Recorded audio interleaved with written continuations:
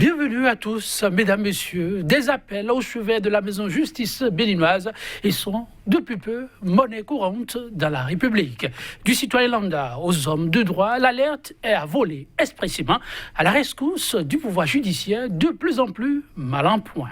Ces mois-ci, il chercherait désespérément ces marques désarçonnées par l'exécutif avec une supposée complicité du pouvoir législatif. Il ne représenterait plus que l'ombre de lui-même.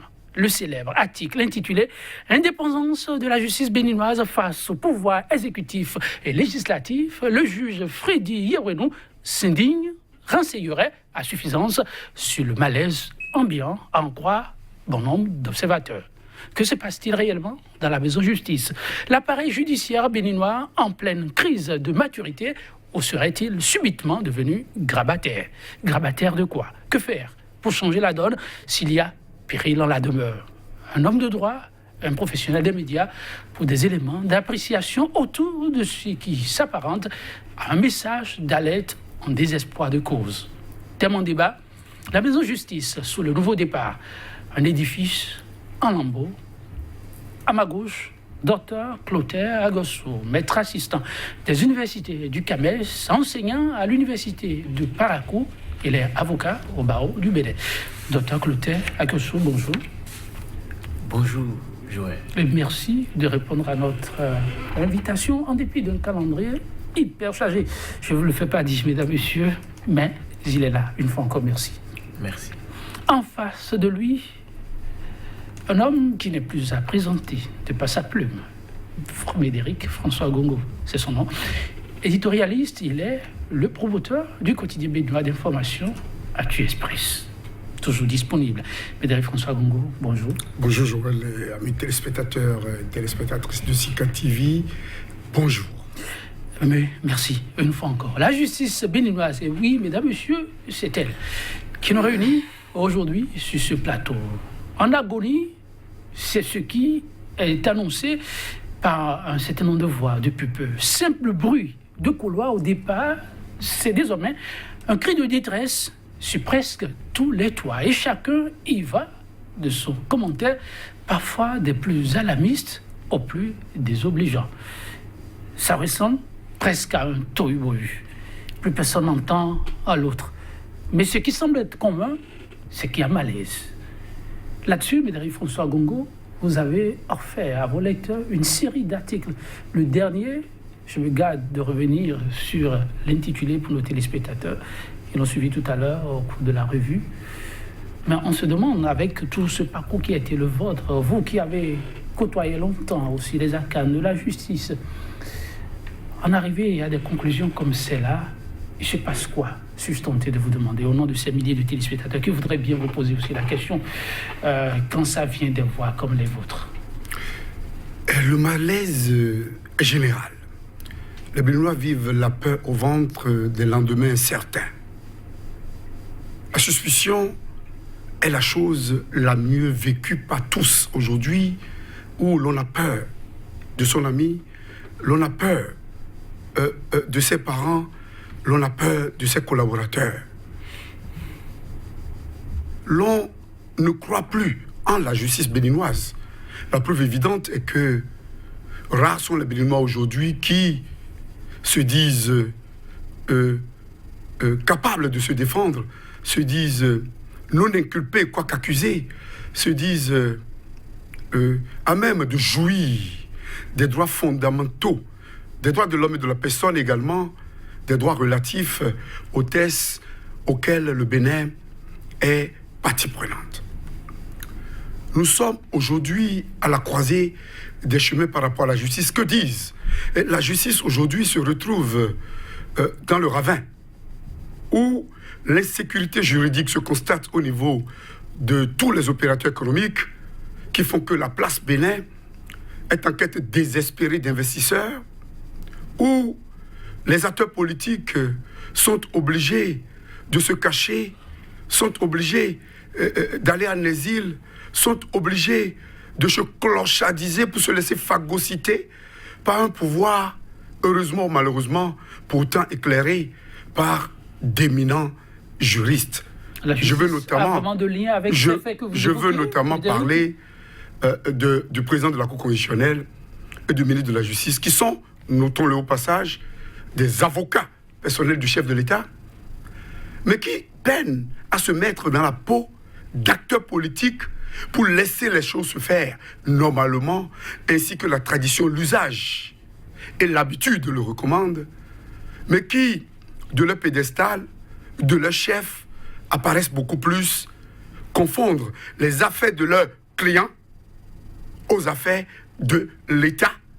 Et l'on le voit, ils usent, abusent de tous les moyens pour que le client ait raison. Je ne le trouve pas tort.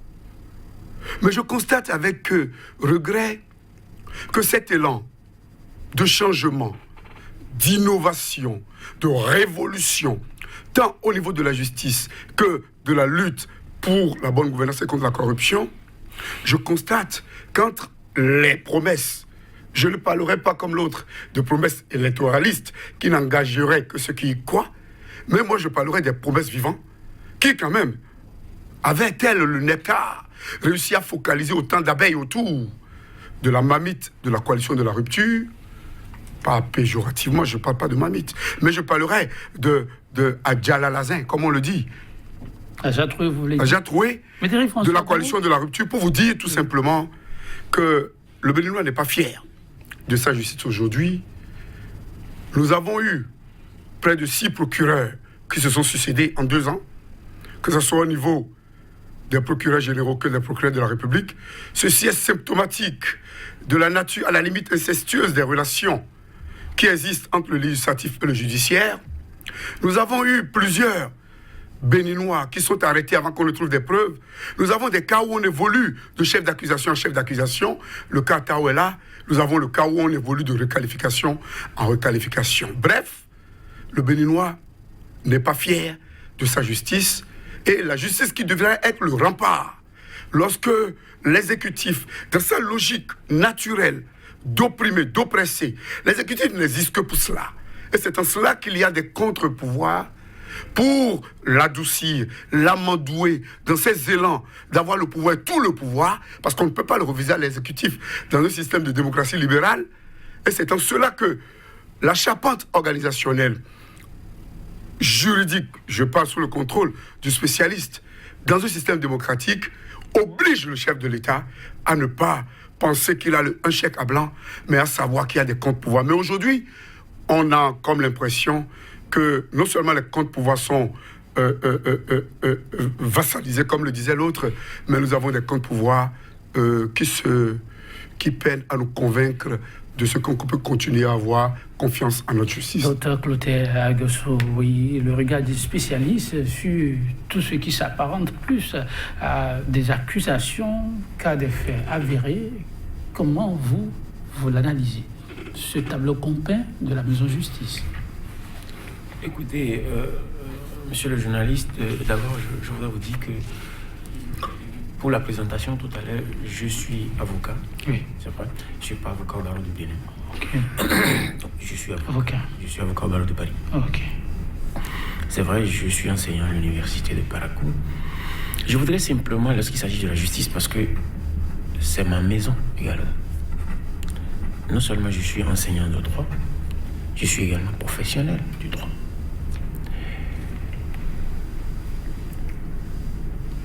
Critiquer la justice, porter un regard critique sur la justice, c'est une bonne chose. Il n'y a pas de mal en soi. Cela se fait partout. Et c'est ça qui fait grandir, qui donne davantage de maturité à la justice. Mais je dis, la justice ne vaut que par la qualité des hommes qui animent la justice. La justice ne vaut que par la qualité des hommes qui l'animent. C'est de notoriété publique. Et en termes de qualité, ça ne manque pas. Non. Nous avons de bons tests. Nous avons également de bons hommes pour animer la justice béninoise. Et ces bons hommes animent la justice. Et c'est vrai qu'on peut discuter fondamentalement de ce qui se passe. Et c'est alors là qu'intervient la question de plus de pourquoi toutes ces récriminations, avec des instruments de droit disponibles, des hommes aux têtes bien faites, pour leur application, la population serait-elle subitement devenue réfractaire à des réformes qui doivent plutôt leur permettre de mieux se sentir en sécurité? Je vous le redis une seconde fois. C'est-à-dire que lorsque vous prenez de l'eau, vous savez que l'eau, qui est source de vie, peut immédiatement devenir source de mort. Tout à fait. Cela dépend de la manière dont vous le manipulez. La justice est une chose tellement sérieuse avec laquelle il ne faut pas s'amuser. Dans un état de droit, le dernier rempart, c'est la justice. Lorsque tout va mal ailleurs, c'est l'endroit où il faut trouver refuge. Et lorsque la justice, elle n'existe plus, tout part en amour. Vous n'avez plus de nation, vous n'aurez plus d'État. La justice, mais lorsqu'elle est là, tout se passe bien. Mais il faut expliquer au fait les concepts. Il faut une clarification de concepts. Et lorsqu'on n'explique pas les concepts, on aura du mal à se comprendre. Allez-y. C'est très important. Qu'est-ce que vous appelez justice? C'est quoi la justice?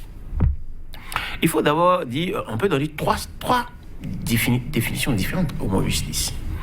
Mais il y en a qui peuvent vous intéresser. D'abord, lorsqu'on prend la justice, c'est donner à chacun son dû. Ce qui revient à chacun, c'est ça, la justice. C'est un idéal vers lequel on tend. Et donc, que ça tangue, que c'est des soubresauts, des problèmes, ça se comprend.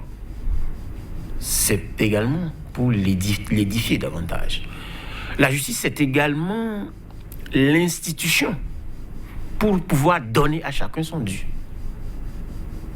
Et c'est ça, l'institution justice dont vous parlez. La justice, c'est enfin ce à quoi on aboutit de façon concrète.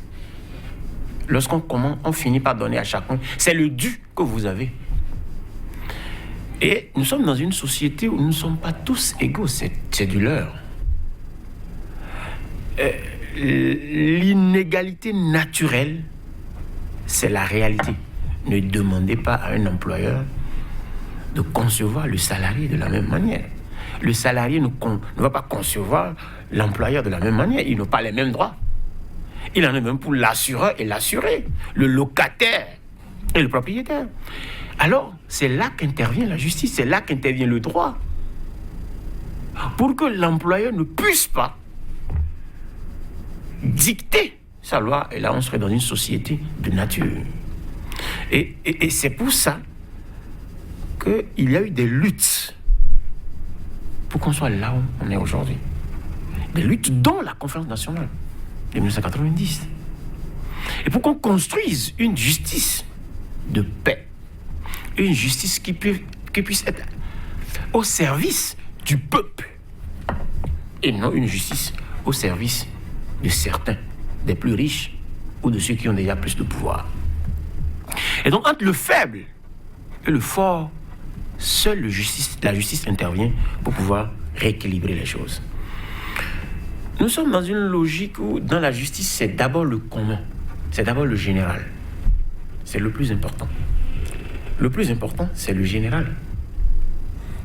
Qu'est-ce qu'on doit faire? Et ce qui se fait. L'exception ne vient que confirmer la règle. On ne construit pas une règle avec l'exception.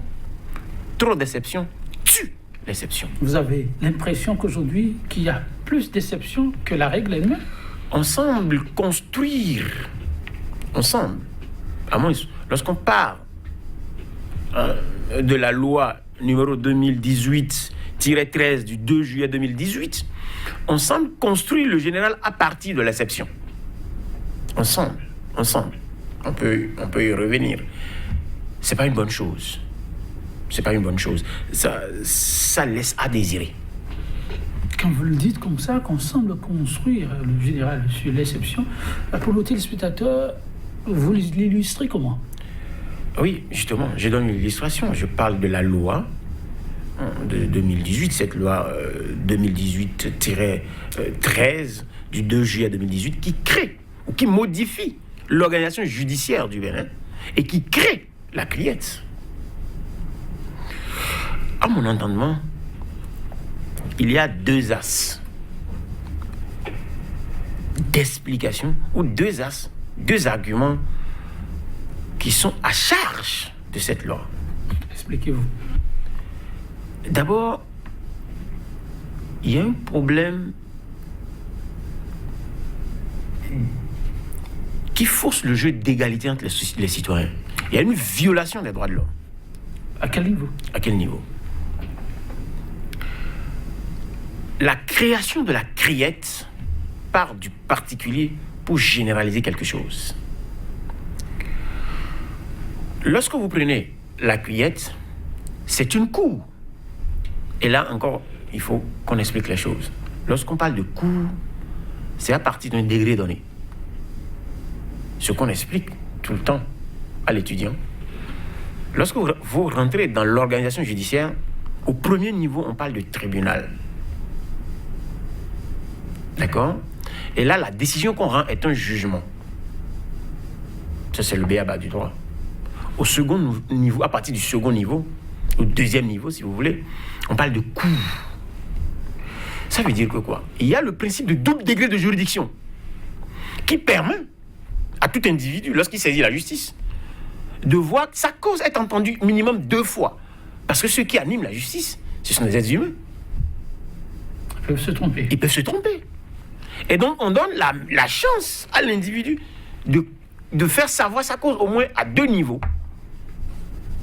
Et pourquoi pas un 3e niveau qui, là, on ne va plus revoir les faits. On ne voit que le droit à ce niveau-là. Mais au premier niveau, on voit non seulement le droit, mais on voit également les faits. Au 2e niveau, on voit non seulement les faits, mais également le droit. Donc, on a la possibilité de voir sa cause être jugée 2 fois. Lorsque vous prenez la criette,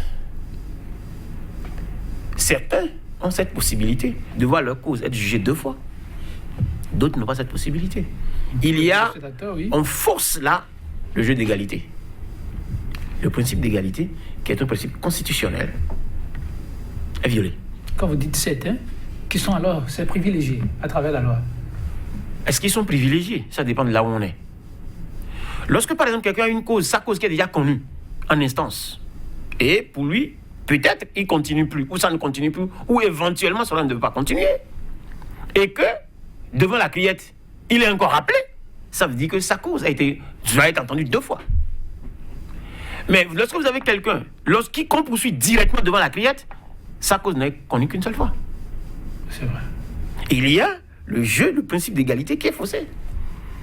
Ce qui ne devait pas être, on ne doit pas des citoyens d'un même pays où le principe d'égalité soit faussé. Et donc il y a un problème à ce niveau. Il y a un problème. Premier jeu où on peut voir que la criette, l'exception qu'on vient créer peut violer la norme. Et donc, déjà à ce niveau, il y a ce problème de violation du principe d'égalité. Violation du principe d'égalité. Deuxième niveau, également au niveau du droit, je reste encore fait une analyse juridique, purement juridique de la question, c'est que lorsque vous prenez la criette, on se dit, c'est du sugénérique. C'est-à-dire que c'est du greffe qu'on fait à quelque chose qui risque de ne pas prendre telle qu'elle est. Parce que, est-ce que c'est une cour d'exception? C'est une cour particulière? On dit disposition particulière. Oui, d'accord. Mais on a du mal à poser, à savoir où la situer. C'est vrai que la loi, et là on verra, la charpente même de la loi, c'est elle. C'est cette charpente-là même qui pose le problème. Vous allez voir, c'est une loi qui part d'abord pour réorganiser l'organisation judiciaire. C'est d'abord ce qu'on nous dit. Et qui crée. Donc ça veut dire que la création de la criette ne devrait être une partie confinée de cette loi. Mais en réalité, c'est la création de la criette qui fait cette loi-là. Parce que lorsque vous prenez la loi est composée de 2 parties. Il y a la première partie, le titre 1, qui modifie plutôt la loi de 2002 portant l'organisation judiciaire au Bénin, et qui n'est pas composée de chapitres ni de sessions. Quelques articles. Vous prenez la seconde partie, donc le titre 2, qui est composé, ce titre, de 3 chapitres. Et le chapitre le plus important, c'est le chapitre 2e. Et ce chapitre qui est composé de 6 sessions, 6 ou 5 sections. Ouais. Et c'est là où c'est bien concentré. Et c'est là où vous voyez, mais on veut, ce qui est particulier reste particulier.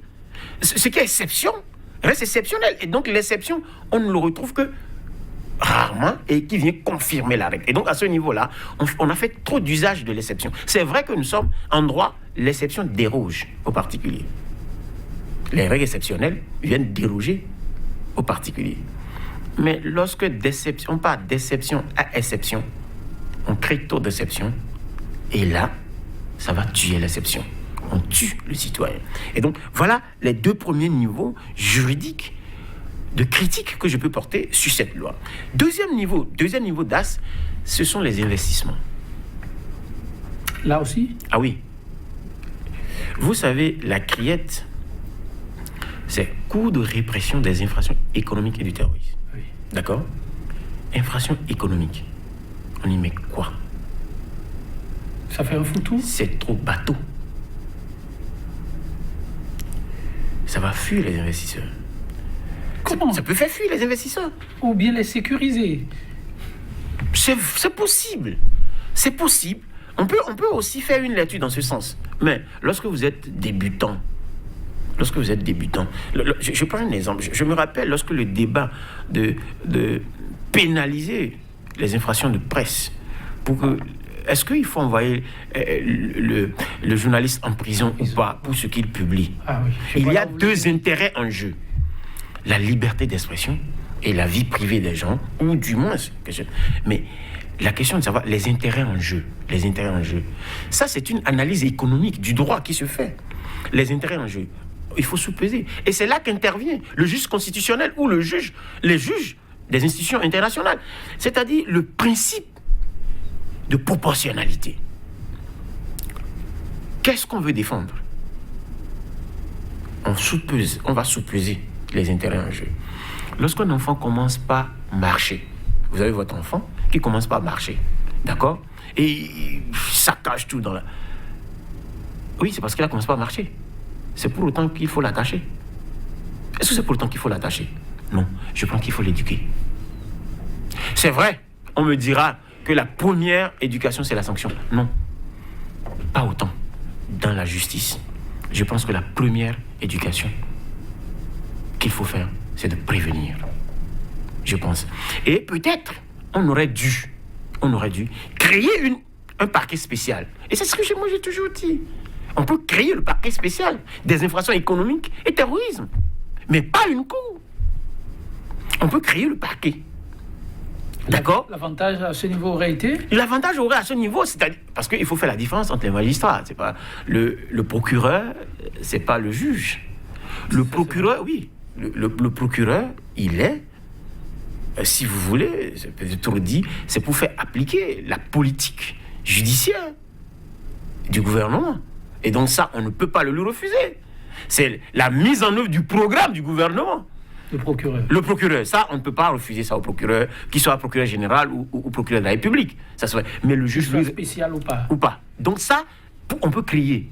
Mais aller jusqu'à crier une cour, moi je me suis dit, et comme je le disais à un honorable hier, les députés se sont fait entuber, je pense, royalement. Mais ils sont des conseillers, et ce sont parfois des gens très avertis, non souvent, pas parfois, des gens très avertis. Et on a eu une législature pour parler de ceux qui ont travaillé pour l'aboutissement de ce qu'on a aujourd'hui, ce joyau, si vous permettez l'expression, puisque c'est ça, l'objectif visé. Mais on a ceux qui ont fait les meilleures législatures, qui s'y retrouvent. Oui, écoutez, comment ça se peut? C'est pas parce que quelqu'un a l'expérience dans un domaine donné qu'il a nécessairement l'expérience ailleurs. Vous comprenez? Nous avons des gens... On n'oublie pas le parcours de l'homme qui est à la tête de l'institution. Oui, bon, avec tout le respect que j'ai le président de l'Assemblée nationale, ce que je dis, c'est plus technique que ça. Et des objectifs. Il ne faut pas qu'à un moment donné, on politise certaines choses. D'accord? À un moment donné, il faut qu'on soit... le mot de Médéric, là. Oui, c'est le mot qu'il a lié dans sa apparition. Allez-y, oui. Écoutez, à un moment donné, il faut qu'on soit plus ou moins objectif. Et que je crois que c'est pour ça que je suis là. Tout à fait. Moi, je suis universitaire. Mais même si je suis praticien du droit, je suis plus ou moins... Et il faut qu'on soit objectif dans les analyses qu'on fait. Qu'on ne nous dise pas, qu'on ne lise pas la loi, ça c'est autre chose. Ça c'est un autre débat. Mais mon problème ici, c'est très simple. C'est de vous dire... tel conçu, dans le climat actuel, béninois, la loi portant la création et le fonctionnement de la criette viole des principes fondamentaux. Non seulement les droits de l'homme, le principe d'égalité, non seulement, mais également, ça empêche les investissements. Frédéric François Congo, un pavé dans la barre. Oui, je crois. Mais moi, je vais remonter un peu à l'essence même du pouvoir qui était de la rupture et devenu du nouveau départ et après du Bénin révélé. Voilà un pouvoir qui est tenu par quelqu'un qui n'a eu que 24% au premier tour. Et il a été rejoint d'une manière ou d'une autre par 41% d'acteurs politiques. Normalement, l'assiette populaire pour la légitimation du pouvoir, qui est déjà légal, ne devrait pas poser de problème si le président élu, fruit de la coalition de la rupture, gérait le pouvoir avec ceux qui l'ont aidé, ceux qui ont milité pour qu'il soit là. Mais nous constatons que le chef de l'État est là, le député Adel Adati nous l'a dit, nous constatons qu'elle se met toujours dans la peau de quelqu'un qui aurait pu se faire élire sur la base de ces 24% au deuxième tour. Et dans la logique de tourner dos à ceux qui l'ont amené, il s'est retrouvé obligé de rallier à ses services pour la réussite de son mandat des gens qui l'ont combattu. FCBE, PRD, Union fait la nation dans une certaine mesure. Et à défaut de maîtriser complètement la RB ou le PSD, il y a eu une dynamique pour les imploser. On l'a vu. Donc dans cette logique d'avoir une majorité mécanique, on a décidé de traquer certains députés qui ont des affaires, Ségub, PPA2, machine agricole, pour les obliger à ne pas vouloir respecter les ordres et les instructions du président d'honneur de FCBE. Je veux parler du président Boniaï. Les autres, on leur a fait comprendre que tant qu'ils ne seront pas avec la machine du Bénin révélé, ils auront des difficultés. Et voilà que tous ces députés, oubliant qu'ils sont dépositaires du mandat populaire, du mandat du peuple, se retrouvent quelque peu enfermés dans un cocon, dans une logique qui est aux antipodes et de leurs désirata devant leurs électeurs et des objectifs des populations du moment, mais uniquement réservés à servir le pouvoir exécutif qui, par rapport au partenariat public-privé, voulait qu'on légifère, qui, par rapport à l'interdiction des grèves, voulait qu'on légifère, qui, par rapport à la création de la criette, voulait qu'on légifère, pas forcément pour faire avancer le droit. Permettre de garantir les acquis démocratiques, sociaux, civils et de tous autres ordres, pour amener le Béninois à se sentir plus en sécurité juridique et judiciaire, pour amener l'investisseur à savoir que si demain il avait des problèmes avec un opérateur économique, et en l'occurrence quelqu'un qui dirige l'une des anciennes sociétés du chef de l'État, parce qu'il faut appeler un chat, que lui et cette personne qui dirige la société appartenant autrefois chef de l'État se retrouveraient égaux devant le droit par rapport à l'investisseur étranger. Bref, non seulement le Béninois n'est pas en sécurité, non seulement l'investisseur n'est pas en sécurité, mais on a comme l'impression, lorsque l'on a glissé vers cette logique née, je dirais, de Mathusalem, qui nous renvoie à la loi de Talion, de la gouvernance, avec la ruse et la rage, qui sont tout, sauf des principes de communauté civilisée, sauf des principes de communauté se situant dans une logique de processus démocratique libéral, mais qui se retrouvent au cœur de la plupart des actions d'un gouvernement qui donne beaucoup plus l'impression au peuple que peu importe que le Béninois mange bien, que peu importe que les initiatives créatrices de revenus soient accompagnées, que peu importe que le système partisan soit allaité pour obliger les partis politiques à faire face à leur devoir d'animation de la vie publique et donc, par ricochet, de lutte pour la conquête et l'exercice et la conservation du pouvoir. Mais nous nous retrouvons comme si on veut réinventer le Bénin. Bien sûr qu'on a refusé d'obtempérer aux injonctions de la Cour constitutionnelle, Olo, lorsqu'il s'agissait de la remise en cause de plusieurs dispositions légales pour non-conformité par rapport à la Constitution. Et toutes ces dispositions sont passées comme lettre à la poste. Lorsque l'on a tout fait pour positionner son avocat, remplacé également par son autre avocat, ce qui ne rassure aucunement les démocrates. Mais François Gongo, et par rapport à la justice, oui, on a vu que vous soyez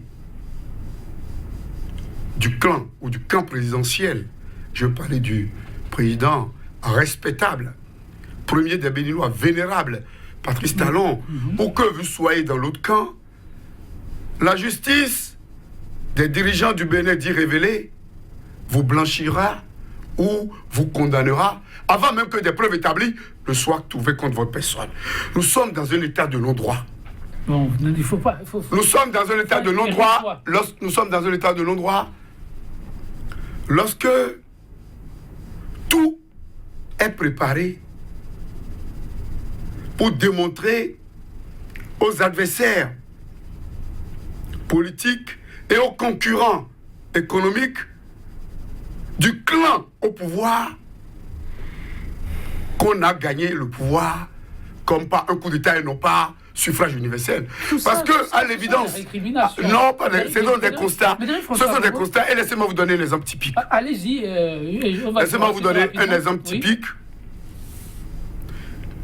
Que lorsque l'on décide de s'en prendre au premier contributeur aux finances publiques, il a un individu. Mais au président du patronat béninois, lorsqu'on décide de s'en prendre à lui, de manière verte, de manière brute, sans finesse, sans doigté, sans minutie, lorsqu'on nous donne la preuve que parce que, après cette affaire de drogue, cocaïne pure, qu'on a tenté par les redressements, qu'on a tenté par l'enrichissement illicite, qu'on a tenté par... On a comme l'impression que la réalisation du programme d'action du gouvernement se résume à la traque de celui qui a 23% et rajouté au 24%. On a comme l'impression, et de manière persistante, regrettable bien sûr, que l'on n'a pas eu le pouvoir pour faire le bonheur du peuple. Vous permettez, Médéric François Gongo, on n'a pas eu le pouvoir pour faire le bonheur du peuple. J'en viens. Ce ne sont pas des récriminations, ce sont des analyses approfondies. Et j'en aurais fini. Oui, allez-y. Lorsque je dirais, moi-même, lorsque je dirais que l'on veut embrigader la justice, clochardiser la police dite républicaine, pour mettre la démocratie sous boisseau, tenter d'avoir les élections, mettre hors d'état de nuit, comme on le dit, les éventuels concurrents, parce qu'on sait qu'on n'aura rien à mettre au compteur des réalisations. Ce sont vos analyses qui ne regardent que vous, bien évidemment. Pas moi-même, je suis un analyste. Ah oui, ça, et nous date dans l'histoire. Tout à fait. Pour apprécier on va plus pouvoir tard. le reconnaître. C'est bien de cela qu'il est question. Oui, à ces analyses sur un certain nombre de faits, le dernier dossier très brûlant de l'actualité concernant le nouvel outil judiciaire, la criette, le procureur spécial a dû donner de la voix. Ce fut au travers d'une interview accordée à nos confrères du quotidien béninois d'information. Il s'agit de La Nation. Le procureur dit exactement ceci, chers invités: nous ne sommes pas législateurs. Les députés ont voté une loi, laquelle a été promulguée. Nous sommes simplement appropriés la loi et nous procédons à sa mise en œuvre. C'est tout notre job. Les attributions de la CRIET sont contenues dans la loi qui a été votée par l'Assemblée nationale. Pour comprendre la législation sur la loi CRIET, il faut lire la loi portant organisation judiciaire en République du Bénin. Il faut lire le nouveau code de procédure pénale et la loi portant création de la CRIET. C'est dans cet ensemble qu'il faut appréhender les compétences de la CRIET et son fonctionnement. Même des professeurs d'université, sous fustiles, titulaires et agrégés, n'ont pas fait cette lecture et se sont permis de faire certains commentaires. Alors, docteur Clotaire, vous avez lu tous ces documents. Aujourd'hui, est-ce qu'il est fondé de continuer par avoir un peu comme de retenue par rapport au fonctionnement de cet outil? Quand on fait une lecture vraiment bien approfondie, on doit continuer par avoir un peu comme de retenue par rapport à la fiabilité de ce qui se fait? Oui, je crois que je l'ai dit. J'ai dit que... Vous insistez? J'insiste que la création de cette cour viole les droits fondamentaux. Je l'ai dit, ça fausse le jeu d'égalité. En l'état, vous persistez qu'il faut forcément revoir. Il faut revoir la loi. On doit revoir la loi. Et puis, d'ailleurs, c'est une opportunité pour les avocats auto-béninois. On peut saisir la Cour de justice de la CEDEAO. Ça, De la CEDEAO. Bien sûr, parce que la Cour constitutionnelle béninoise a déjà rendu, elle est constitutionnelle, cette loi. Et donc, on n'a que d'autres portes. C'est de saisir la Cour de justice de la CEDEAO pour montrer que c'est une loi qui ne protège pas tous les citoyens béninois. De la même manière, je viens de vous l'expliquer. Oui. Et donc, à ce niveau, je ne doute point. Je ne doute point. Je dis, la loi aurait créé un parquet spécial, si vous voulez. Que le problème ne se poserait pas. Le problème se poserait Alors, pas. l'universitaire, en dehors du fait qu'il annonce, dire qu'il va falloir saisir d'autres instances pour pouvoir revoir carrément la copie, est-ce qu'au-delà du fait de le clamer, il serait tenté lui-même de faire éventuellement une démarche comme celle-là, s'il n'y avait personne pour le faire? Et là, ça, c'est pas une question seulement d'université. Je suis aussi avocat, n'oubliez pas. Oui, je refuse pas. Donc, il n'y a pas de problème pour ça. Vous ne prêchez pas seulement. Je suis béninois. Donc, vous Monsieur sentez sérieusement concerné? Monsieur le journaliste, je suis béninois. D'accord? Je suis béninois, ça va parce que je suis béninois, je suis enseignant. Et j'ai des étudiants à qui j'enseigne le droit. Vous comprenez? Et je vous dis, à partir du moment où on fausse le jeu d'égalité de tous devant la justice, ce sont les garanties même du droit à un procès équitable qui sont en cause. J'ai même un collègue qui a soutenu sa thèse brillamment sur cette question. Et donc, c'est la garantie même du droit à un procès équitable qui est en jeu. Et je vous dis, lorsqu'on passe à une analyse économique même du droit, le droit des investisseurs, le droit des investissements, à ce niveau également, l'investissement est plombé. Je vous le dis, c'est une réalité. À partir du moment où il y a davantage de spécialités à donner sur ce plan-là, c'est qu'il y a un problème. Il y a un problème. Il y a un aspect que beaucoup semblent perdre de vue quand on fait le diagnostic, mettant la main sur ce qui ne va pas. Le procureur spécial a souligné un fait majeur et dit qu'il faut remarquer que le Bénin, avant l'avènement de la CRIET, était sur une plaque rouge en matière de lutte contre la drogue. Il a suffi de 2 audiences à la CRIET pour qu'aujourd'hui le Bénin change de statut. Le Bénin n'est plus une plaque tournante de la drogue. Une fierté, non? La justice classique faisait quoi? La justice ne faisait pas son boulot? Pas assez de célérité. Là, on peut changer. La solution est-elle de créer la CRIET? C'est ce que le législateur a fait. Hier ou avant-hier, j'ai discuté avec des magistrats et des avocats qui me confirmaient que le procureur spécial, Torbonon, je connais bien, qui déjà, en tant que juge, était pratiquement l'un des juges qui respectait l'heure de prendre sa audience. Vous imaginez que vous avez audience à 8h30 et l'audience commence à 11h. Ça pose un problème. Et ça, c'est l'organisation judiciaire même qu'il faut régler. C'est pas une question, ce n'est pas en créant des cours spéciaux qu'on va régler le problème. L'organisation, le management même des tribunaux, c'est ça le problème. Nous ne sommes pas dans un état d'exception.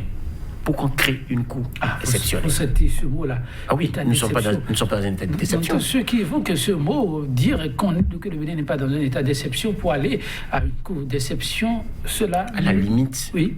la criette, c'est une cour d'exception. C'est comme si il y a tellement une délinquance. Et même la délinquance financière ne nécessite pas une cour spéciale, nécessite un parquet spécial pour ça. Vous persistez. Je persiste. Parce que laissez les magistrats de droit commun faire leur travail. Lorsque vous prenez la loi elle-même, lorsque vous prenez la loi qui crée la criette, la loi parle... La cour d'appel de droit commun. On parle des cours d'appel de droit commun. Oui. C'est à tort qu'on devait revenir voir les cours d'appel d'exception ou quoi. Mais la loi ne le dit pas. Mais la loi vient nous parler des dispositions particulières et donc créant la cour. Et c'est là aussi, il y a un problème de jeu de mots. Est-ce que c'est une cour ou c'est un tribunal? C'est vrai que le mot tribunal, oui, le mot tribunal peut comporter la cour. Oui, mais qu'on nous dit alors que c'est un tribunal spécial. Et là, on verra qu'il y a également la cour dedans. Ça veut dire qu'il y a les 2 degrés, tout au moins, où on peut saisir pour régler le problème. Si ça n'existe pas comme ça, on nous dit que c'est une cour. Alors qu'en gros, déjà, on nous dit déjà, lorsqu'on réorganise, au moins les assises, on dit tout ce qui était du compétence de la cour d'assises, du procureur général, passe au procureur de la République. On veut offrir à tous les citoyens ce double degré de juridiction. Indispensable. Ce qui était bien. Et donc, mais après, subitement, on crée une cour spéciale, on dénie en même temps ce double degré de juridiction. Il y a un problème. Il y a un problème dans la cohérence de la conception de la loi. Ou soit, ceux qui l'ont conçue ont d'autres desseins. Mais François Gogo, la réforme est à faire, ou on considère le dernier pan soit un autre dessin, et puis tout le monde oublie, ou tout le monde continue, pas faire pied de grue. Vous savez, les réformes sont inhérentes à toute existence sociétale. La réforme ne constitue pas en soi une innovation, encore moins en termes de campagne ou de ralliement. À tort, on parle des réformes pour aller vers l'enfumage et détourner l'attention du public vers l'essentiel. Partout, il y a réforme. Partout, il y a existence, il y a réforme. Même au sein de notre famille, au sein de nos sociétés, nous devons aller vers les réformes pour réajuster, approfondir les acquis et acquérir d'autres innovations pour évoluer. Donc, parlant de réforme, il n'y a pas. Lorsque on voit l'esprit politique qui a prévalu à la création de l'institution juridique que constitue la criette, et lorsqu'on voit la précipitation avec laquelle la plupart des propositions de loi sont passées comme lettres à la poste au niveau du Parlement, lorsqu'on voit le nombre de personnes qui ont notamment voté cette loi sur la criette, on a des raisons de chercher à être rassurés de ce que la criette garantirait les droits pour tout le monde.